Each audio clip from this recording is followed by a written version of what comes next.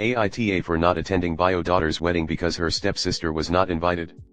Bio daughter's dad and I relationship did not end on good terms, and while I tried my best to keep the children out of it, he did not agree, and in an attempt to get the kids to side with him, he went on a smear campaign against me. While he didn't accomplish his goal of getting them to want to be with him, he was successful in straining my relationship with my daughter. I tried therapy and every possible, but once she was old enough to refuse, she stopped participating.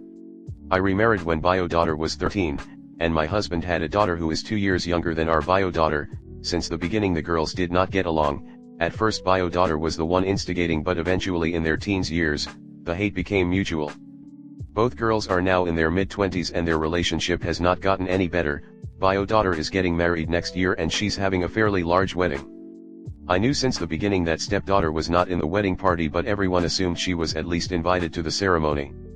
While talking about the wedding, the topic of stepdaughter was brought up, at which point my daughter said that stepdaughter wasn't invited. When I asked why, her reasoning was that she wants an intimate wedding. This would normally be a reasonable response, except for the fact that even friends that she hadn't seen since elementary school are invited but her stepsister is not, so I pressed her and she said the reason why she isn't invited is because she's not family. I said if stepsister is not family, then neither is stepdad and her half-siblings, and by proxy I'm also not family, and so if it's a family-only wedding then there is no point in me attending. She obviously got upset and started screaming and ended up leaving. She told her aunts and grandparents, and everyone is saying that I'm an asshole for refusing to attend her wedding. Comment. Who died and made you the wedding guest list? Police. You say your relationship is strained. I wonder why. Obviously you favor your stepdaughter. You say their hate is mutual. Why on earth should I invite someone to my wedding who hates me? You can choose family, but you can choose who you invite to your wedding. It's well within her right to exclude someone she dislikes, and is disliked by. Why do you think it's reasonable to pressure her into inviting her stepsister with that kind of ultimatum? Why would it even be important to you?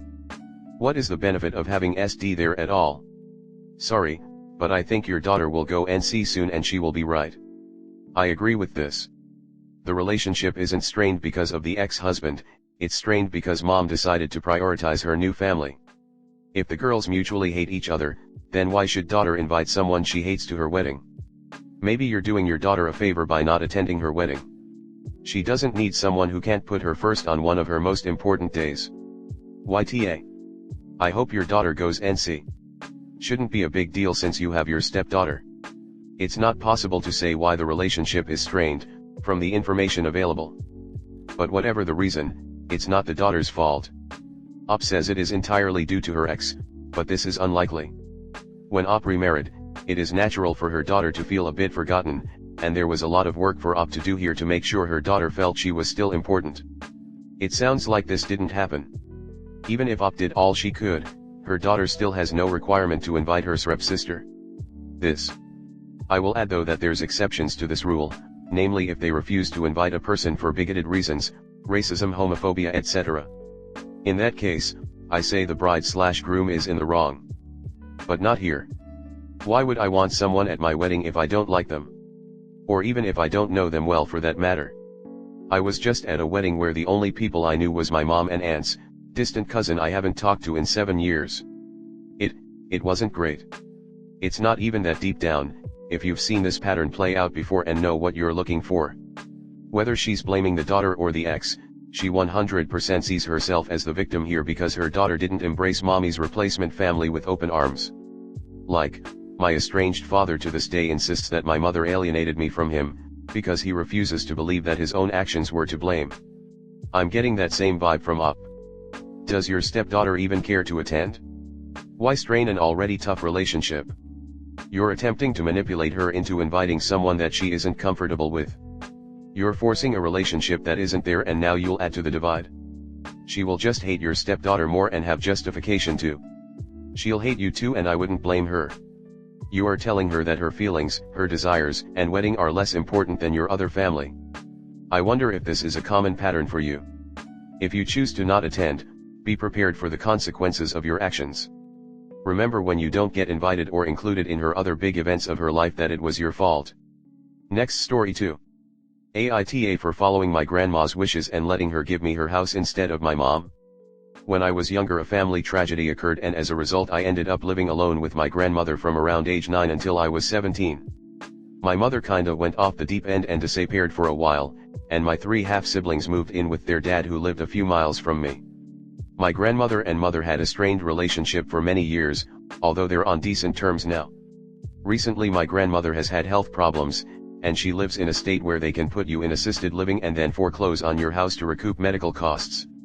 My grandmother reached out to me and said that she wanted me to have the house, and she was going to put me on the deed so the state couldn't foreclose and use the money to pay for her care if she needs it down the road. She had been vocal several years prior that she intended to leave me the house, and my mother and siblings got very upset. More context. When my great-grandmother couldn't walk anymore, my mom moved in to help her. She died shortly after, and my mom moved my sibs in with her. She turned it into a hoarder house and absolutely trashed the place. She had agreed to pay taxes on the house in lieu of rent, never did, and my grandma ended up renting another house down the road to allow my mom to live in what was now her house. Eventually grandma got fed up and kicked my mom out of the house and moved herself in. Recently the subject has come up again. My mom and sibs don't know I'm already on the deed, and my grandma doesn't want to tell them, because she doesn't want them to be bitter and resentful and distant during her waning years. She finds it very upsetting/gauche that they are fighting over my stuff like I'm already dead instead of respecting her wish to leave me the house. In her mind, I'm more like her son than her grandson, and my mother already trashed the house once. More context, my siblings all live in the same state as the house. I live across the country. My mom wants to take the house and then when she dies will it to all 4 of us equally to use as a vacation house. My brother in particular wants the house so he can stay there when he takes ski trips. My siblings all already own houses and are married. I rent, and although I'm making a comfortable living, I'm supporting 2 kids and my partner who is going for her master's and only works 1 night a week. My grandmother knows that if my mom gets the house, it'll just end up being my brother's 4th house and he'll Airbnb it, and use it for ski trips. She really wants me to have it because she knows I could use the boost, and again, to her I'm her son. My brother has been texting her asking about the house and what she's going to do, and he's called me to ask if I'd do what's right and give up the inheritance to be split. I didn't tell him the will won't say anything about the house because it's already in my name. AITA. I hit char limit, can give more context below. Comnet. Your grandma is doing what she thinks is best for the future of her house. She knows who will take care of it. But better get ready for security cameras so you can watch the $H how unfold when they all find out. If it were me, I'd wait until the dust settles and then sell the house since you live so far away.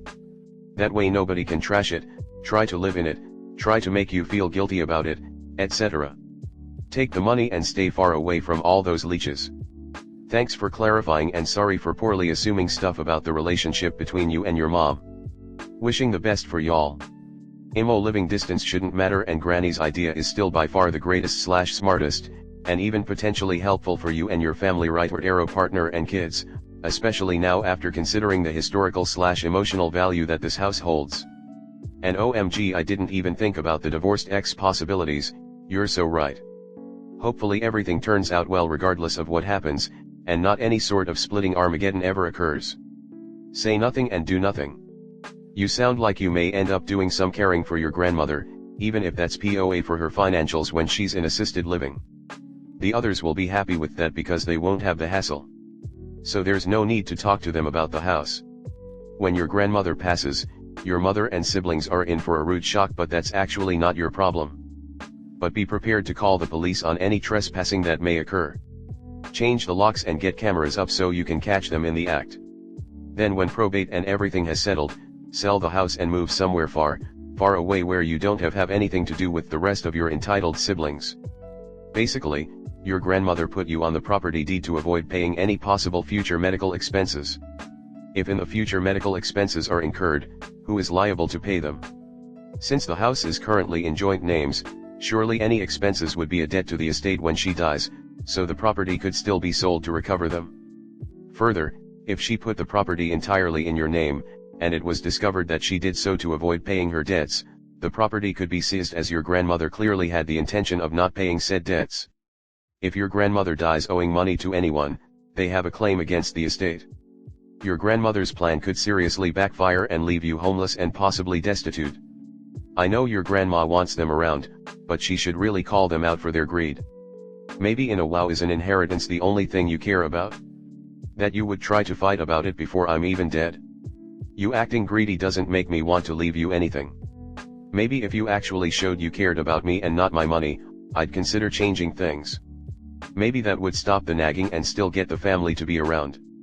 And then a line in her will saying that she knows they only pretended to care for money and they ain't getting jack.